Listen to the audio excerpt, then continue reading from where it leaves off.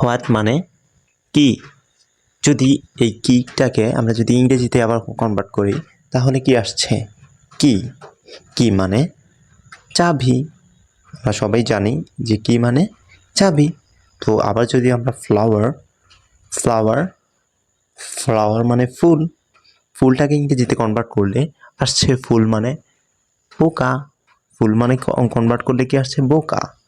তারপরে আমরা যদি আরেকটা শব্দ দেখি কালার, কালার মানে হচ্ছে রং, আমরা অনেকেই জানি কালার মানে রং।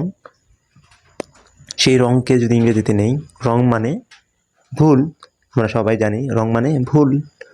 আবার আমরা আরেকটা শব্দ যদি দেখি ফিশ, ফিশ মানে আসে মাছ, আমরা সবাই জানি ফিশ মানে মাছ।